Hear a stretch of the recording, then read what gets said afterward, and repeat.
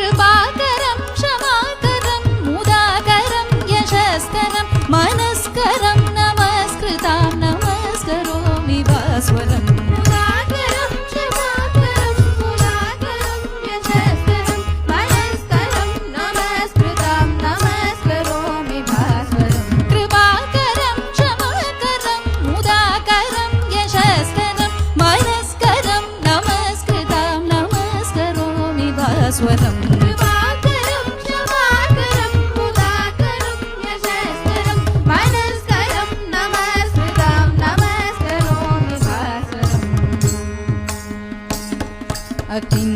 अकिञ्चनातिमार्जनं चिरन्तनोक्तिभाजनं